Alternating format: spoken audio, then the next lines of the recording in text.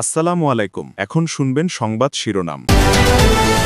দেশনেত্রী বেগম খালেদা জিয়া গুরুতর অসুস্থ, আল্লাহ আইসিইউতে আছেন, আল্লাহ গুরুতর অসুস্থ অবস্থায় আছে, আল্লাহ রাব্বুল আলামিন আল্লাহ ওনাকে সম্পূর্ণরূপে তন্দুরুস্ত করে দিন। আল্লাহ খালেদা জিয়ার রোগ মুক্তি কামনায় মসজিদ মন্দির গির্জায় দোয়া প্রার্থনা। সুস্থ হয়ে আবারও দেশ সেবায় ফিরবেন এমনটাই প্রত্যাশা বগুড়াবাসীর। সবাই আমাদের ম্যাডামের বেগম খালেদা জিয়ার জন্য আপনারা দোয়া করবেন। ৩ দফা দাবিতে প্রাথমিকের সহকারী শিক্ষকদের কর্মবিরতি। বার্ষিক পরীক্ষা বিবেচনায় কর্মসূচি প্রত্যাহার করবেন শিক্ষকরা, আশা প্রাথমিক ও গণশিক্ষা উপদেষ্টার। ঝালকাঠি ১ আসনে এখনও প্রার্থী দেয়নি বিএনপি, একাধিক মনোনয়ন প্রত্যাশীর দৌড়ঝাঁপ। জোটের শরিককে মনোনীত করা হলে সুবিধাজনক হবে না মন্তব্য জেলা কমিটির।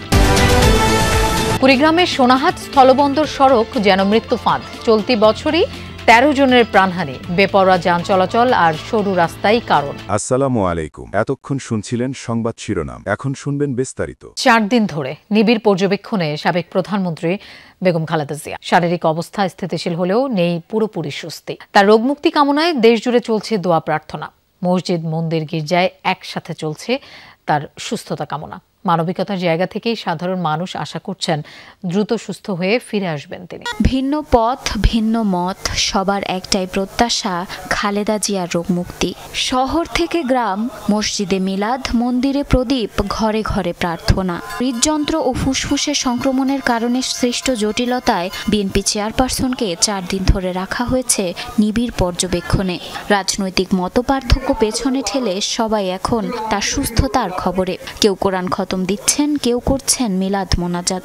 অপরদিকে সনাতন সম্প্রদায়ের পূজাস্থলে ঘণ্টার ধ্বনি, প্রদীপ জ্বালিয়ে চলছে অসুস্থ খালেদা জিয়ার দ্রুত আরোগ্য কামনা। দেশনেত্রী বেগম খালেদা জিয়া এভার কেয়ার হাসপাতালে ভর্তি রয়েছেন। তার আশু রোগ মুক্তি কামনার জন্য আমরা আজ বিশেষ প্রার্থনার আয়োজন করেছি। তারা কেউ কেউ বসে বসে নামাজ পড়ছেন, কেউ কেউ কোরআন তেলাওয়াত করছেন। সামাজিক যোগাযোগ মাধ্যমেও চলছে প্রার্থনার ঢেউ। অসংখ্য মানুষের স্ট্যাটাস, ভিডিও বার্তা এবং পোস্টে একটাই আবেদন, খালেদা জিয়া সুস্থ হয়ে আবারও ফিরে আসুক স্বাভাবিক জীবনে। এদেশ থেকে প্যারালয়ে মুক্তি দিয়ে বিদায় দেওয়ার জন্য অনেক চেষ্টা করেছিল, কিন্তু সে জনগণের আমাদের মুখের দিকে তাকিয়ে আমাদের মাতা এদেশ থেকে পালায়নি। সারা বাংলাদেশের মানুষ, 18 কোটি মানুষ আমরা সুখাহত। খালেদা জিয়ার রোগ মুক্তিতে তার পৈতৃক নিবাস ফেনীর ফুলগাজীর আনন্দপুর ইউনিয়নের হাসানপুর ঈদগাহ ময়দানে খতমে শিফা অনুষ্ঠিত হয়। এ সময় কোরআন খতম করেন এলাকার আলেমরা, পরবর্তীতে মোনাজাত করেন তারা। ফেনীর মেয়ে খালেদা গর্বমোদের আলাদা, এই নিয়ে যেন বেগম খালেদা জিয়াকে নিয়ে আমরা বেঁচে থাকতে পারি। আমাদের বিশ্বাস আল্লাহর রহমতে উনি আবার আমাদের মধ্যে ফিরে আসবে। দোয়া হয়েছে তার নিজ জেলা দিনাজপুরেও। জেল রোড দলীয় কার্যালয়ে দোয়া মাহফিলে নেতাকর্মীরা নেত্রীর রোগ মুক্তি কামনা করেন। 11তম গ্রেডে বেতন ভাতা নির্ধারণ সহ ৩ দফা দাবিতে বিভিন্ন জেলায় কর্মবিরতি পালন করেছেন প্রাথমিক বিদ্যালয়ের সহকারী শিক্ষকরা। সকাল থেকে রাজশাহীতে প্রাথমিকের পাঠদান বন্ধ রাখেন শিক্ষকরা। আগামীকাল থেকে বার্ষিক পরীক্ষা শুরুর কথা থাকলেও দাবি বাস্তবায়ন না হলে পরীক্ষায় অংশ না নেয়ার ঘোষণা দেন তারা। এর ফলে অনিশ্চয়তার মুখে পড়েছে রাজশাহী নগরী ও 9টি উপজেলার প্রাথমিক শিক্ষা ব্যবস্থা। এদিকে খুলনায় খাতা কলমে কর্মবিরতি পালন করলেও পরীক্ষার বিষয় বিবেচনায় নিয়ে শিক্ষার্থীদের ক্লাস নিচ্ছেন শিক্ষকরা। তাদের 3 দফা দাবিগুলো হচ্ছে বেতন স্কেল 11তম গ্রেডে উন্নীতকরণ, 10ম ও 16 বছর পূর্তিতে উচ্চতর গ্রেড সমস্যার সমাধান এবং শতভাগ বিভাগীয় পদোন্নতি দেওয়ার দাবি। প্রাথমিক শিক্ষকদের দাবি পূরণের চেষ্টা চলছে, আশা করা যাচ্ছে তারা কর্মসূচি স্থগিত করবেন।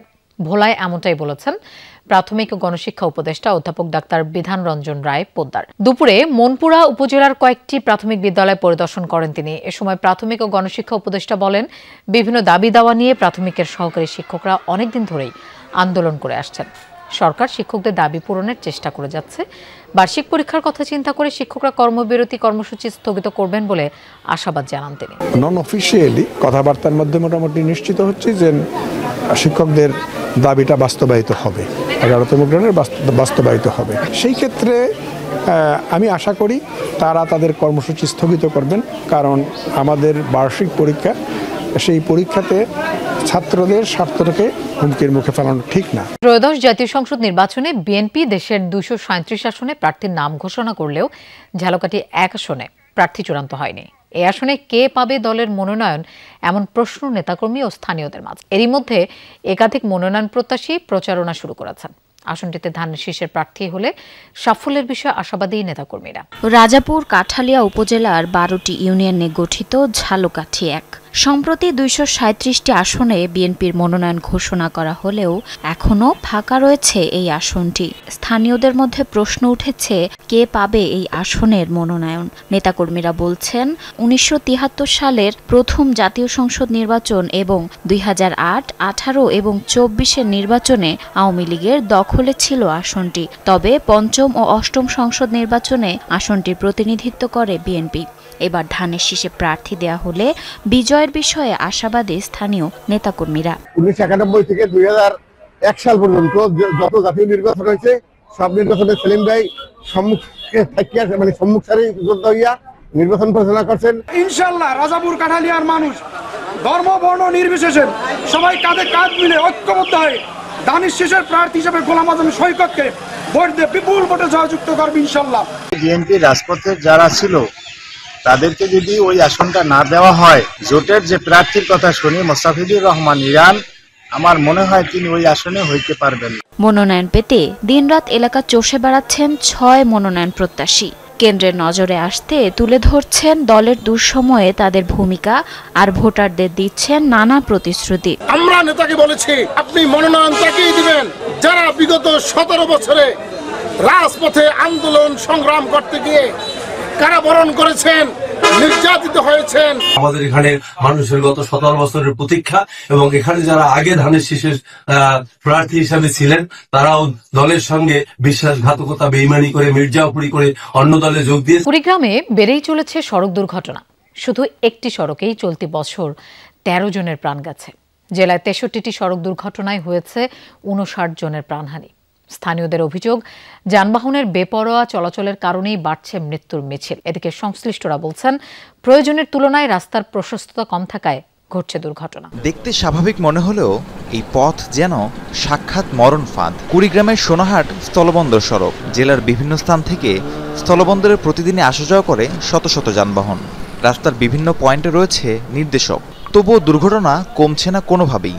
অবস্থা এমন, এখন এই পথে যাতায়াত করতে আতঙ্কে থাকেন যাত্রীরা।